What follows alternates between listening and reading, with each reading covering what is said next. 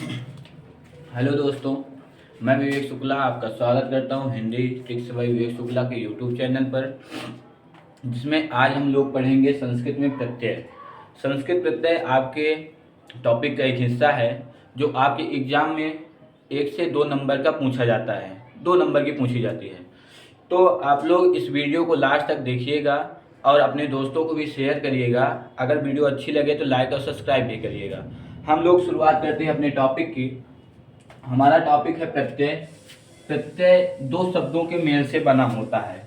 एक शब्द है प्रति और दूसरा है अय। प्रति का मतलब होता है बाद और अय का मतलब होता है जुड़ने वाला। इसका मतलब यह हुआ कि बाद में जुड़ने वाला।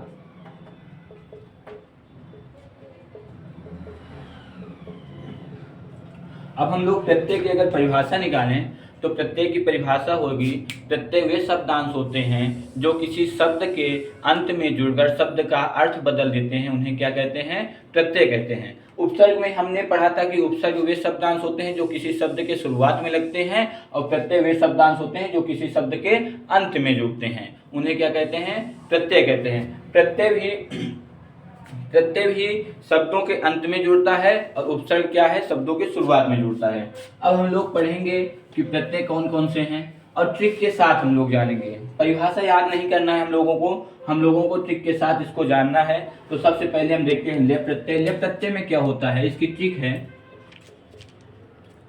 कि इसके शुरुआत में उपसर्ग और अंत में या वर्ण आता है। इसकी देखिए ट्रिक क्या है, इसके शुरुआत में उपसर्ग रहेगा और अंत में क्या रहेगा? या वर्ण रहेगा। जैसे एक उदाहरण है आगत्य। तो यहाँ पे देखिए उपसर्ग क्या है, इसमें आ उपसर्ग है। कौन उपसर्ग है? आ उपसर्ग है। मैं आपको उपसर्ग पढ़ा चुका हूं। आ उपसर्ग, इसमें देखिए गम धातु है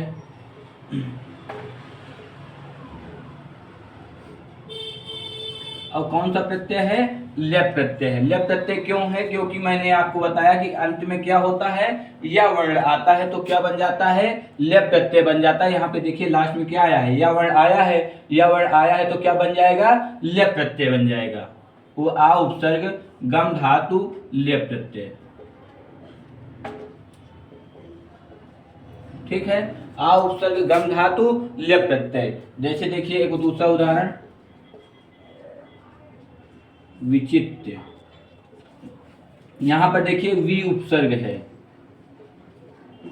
वी उपसर्ग है। दूसरी चीज मैंने आपको क्या बताया है? लास्ट में अंत में शब्द में या शब्द रहेगा।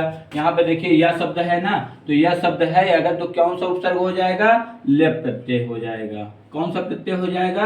लेप प्रत्यय हो जाएगा। समझ में आ रहा होगा उम्मीद करता हूं। जैसे एक उदाहरण एक और लीजिए, मान लीजिए आदाय।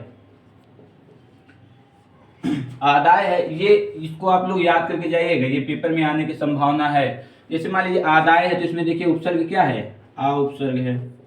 और या क्या? यहाँ पे या है, शब्द के अंत में या आया है। मैंने लिखा है कि अगर शब्द के अंत में या वर्ण आता है तो क्या हो जाता है? लेप प्रत्यय हो जाता है, हो जाता है। यहाँ पे देखिए शब्द के अंत में या आया है तो कौन सा प्रत्यय हो जाएगा? लेप प्रत्यय हो जाएगा। अब देखिए आप लोगों को ये लेप प्रत्यय समझ में आ गया होगा। हम लोग चलते हैं अनियर में। अनियर की ट्रिक क्या होती है? अनियर में ये होता है शब्द के अंत में नीय शब्द आता है। क्या आता है? नीय शब्द। शब्द के अंत में लिख लीजिए आप लोग, शब्द के अंत में क्या आता है? नीय, ये आता है। इसको मैं रेड से कर देता हूं। नीय शब्द आता है।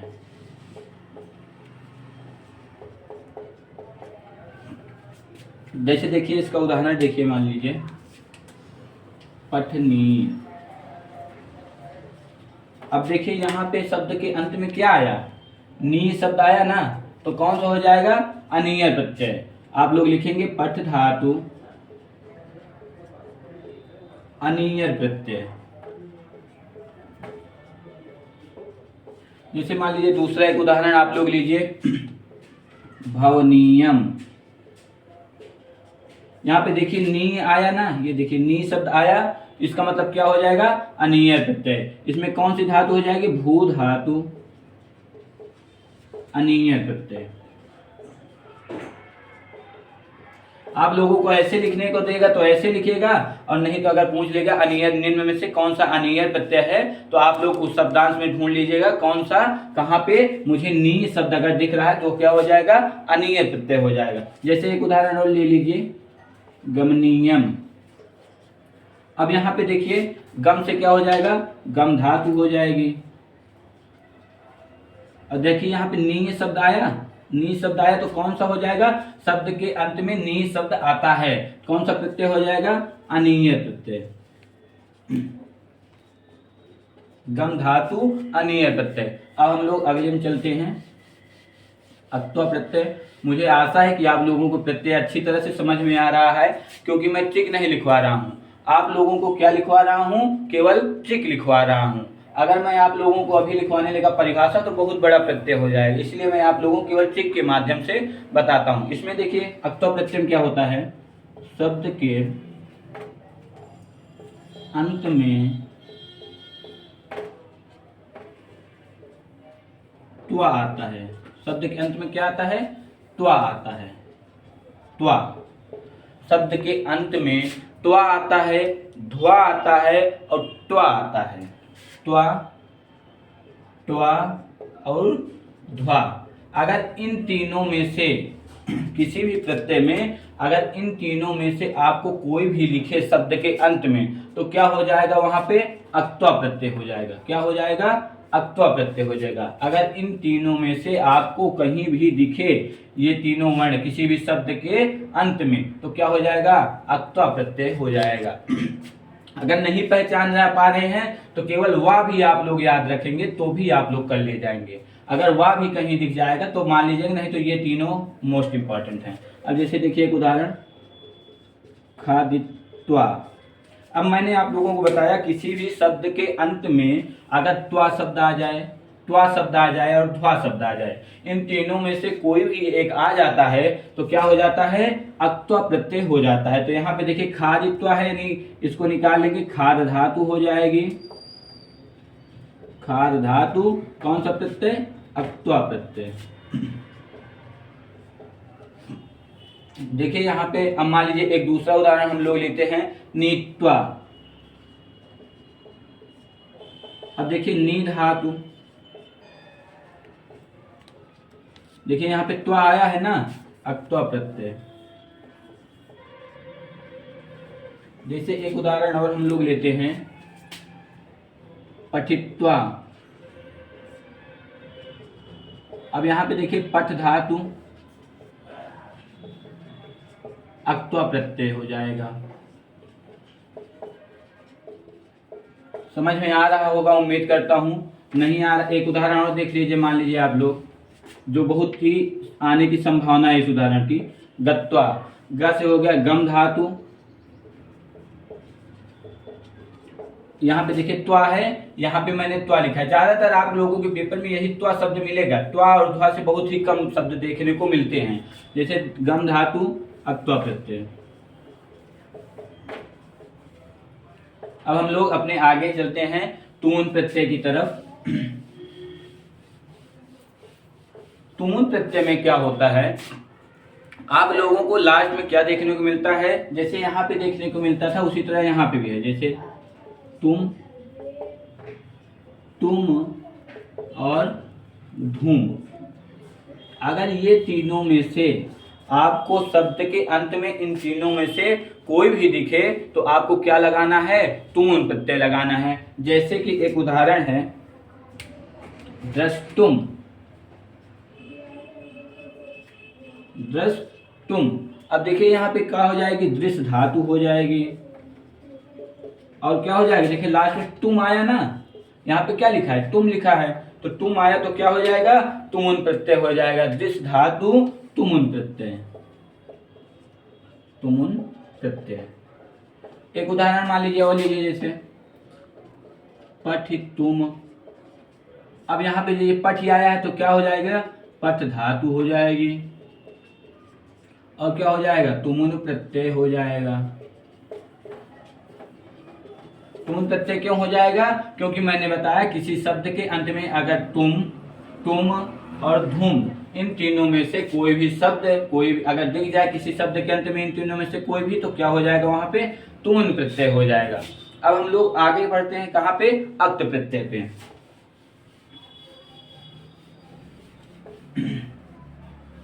अक्त प्रत्यय में क्या होता है, इसमें भी किसी शब्द के अंत में, किसी शब्द के अंत में ता और चौथा वर्ण क्या है, धा है, इसी तरह ता है और डा है।